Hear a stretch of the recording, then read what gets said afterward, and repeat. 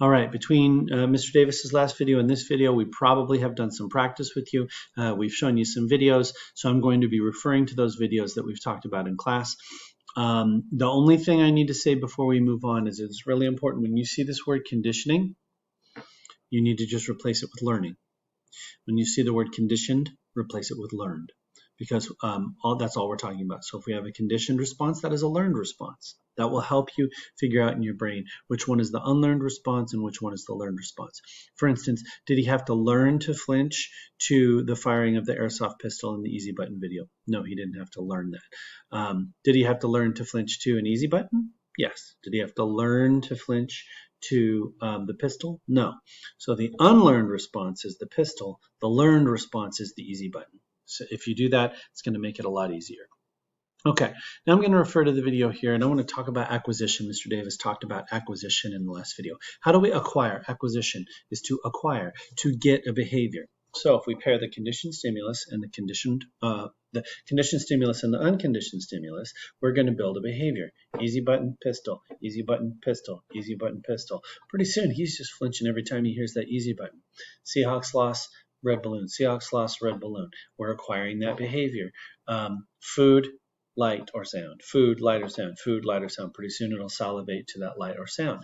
And then little Albert, we have a furry creature, sound, furry creature, sound, furry creature, sound. Pretty soon he's afraid of those furry creatures. Now, let's say we just present that learned stimulus, that conditioned stimulus by itself. So it's just red balloon, red balloon, red balloon, no Seahawks lost. Pretty soon the red balloon loses its power.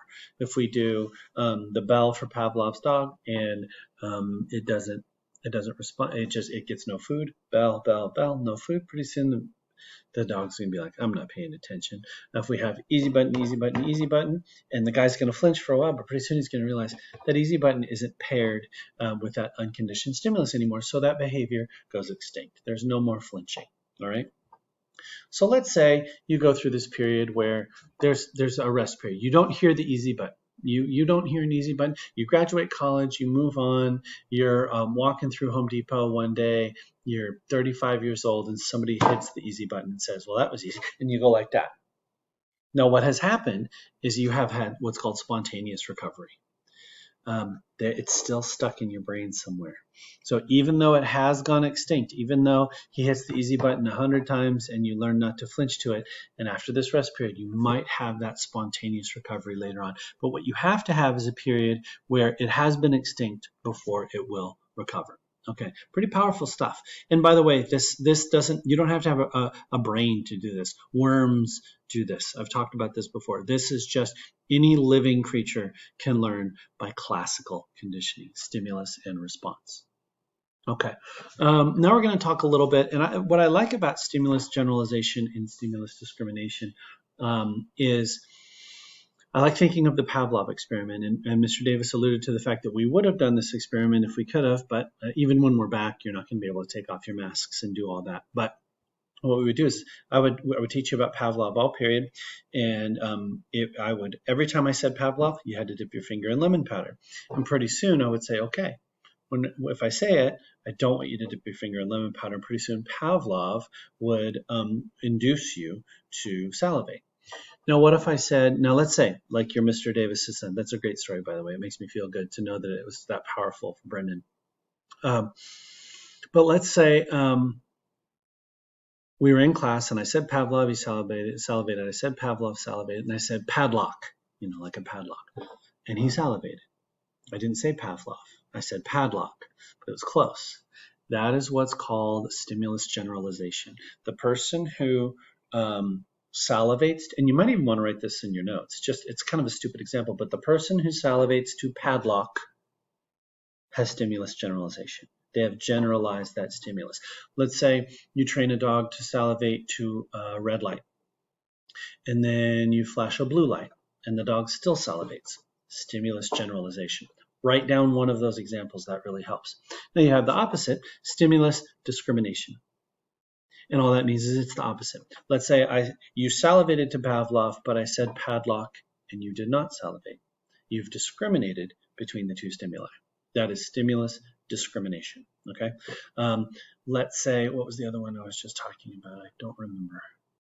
So let's say you salivated to a red light, and then I flashed a blue light and you didn't salivate to a blue light. That is stimulus discrimination. So one of the two can happen. They both can't happen at the same time. You will either generalize and respond to multiple stimuli, or you will discriminate and you will be very discerning about what you respond to and what you don't. Okay. Now, we've already done some practice on that. That is some practice that we're going to do. We don't need to worry too much about it. Taste aversion learning. I think your book talks and it shows pictures of wolves. And one of the things that they do is when they released wolves into the wild here in the West, they would eat the livestock of farmers. So they would eat cows, they would eat chickens, they would come in.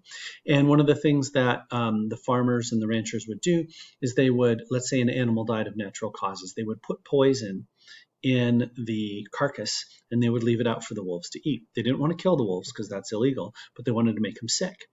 And what that would do is if, let's say, a wolf comes across a dead goat and it eats it and then it gets sick, it's going to realize, I'm not going to eat those goats. I'm going to stay away. So it's using classical conditioning in order to modify the behavior of those wolves. And that happens to all of us. One of the fun things that we do in classes, I ask, think of a food that you've eaten and then you've gotten sick and now you can't eat it again.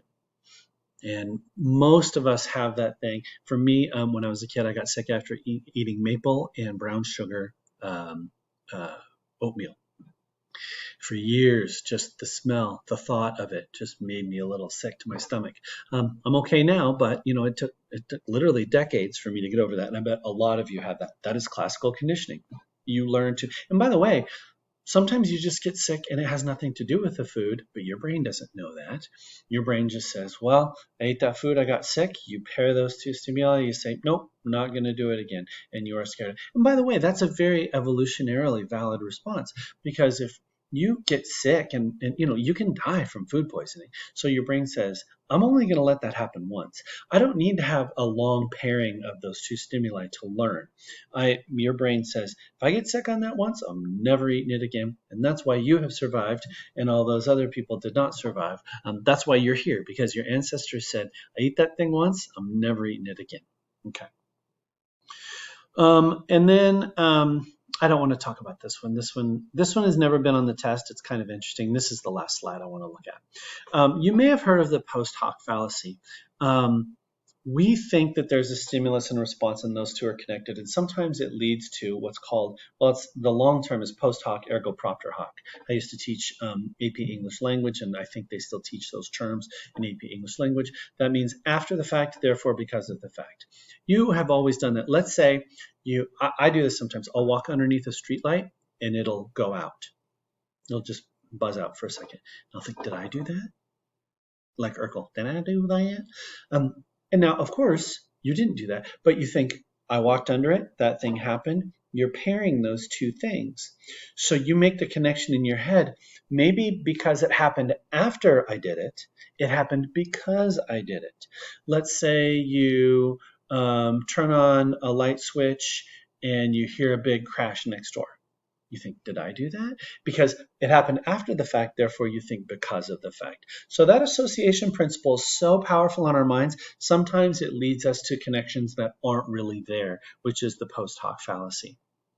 We're going to talk more about operant conditioning coming up, but the association principle, where we associate two things, that is powerful in both of those. And then the last thing I want to talk about, and then I'll let Mr. Davis take it away. Think of superstition.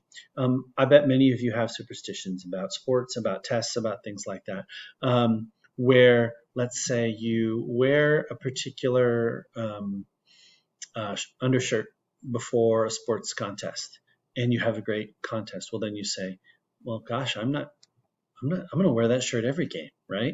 Or let's say, you can even do it if you're not playing.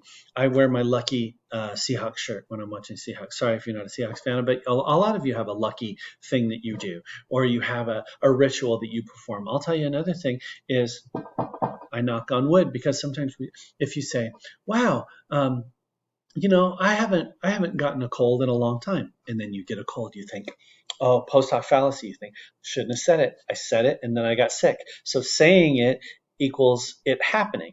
Of course that doesn't happen. But if you knock on wood, you're breaking that association.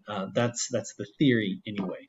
So you think of how much the association principle applies in your life, and you realize classical conditioning, not only do we learn from it, but we're kind of afraid of it, and we kind of leverage it in those superstitious situations. All right, so I'll let Mr. Davis, I believe we're coming up on operant conditioning, which is a lot of fun too.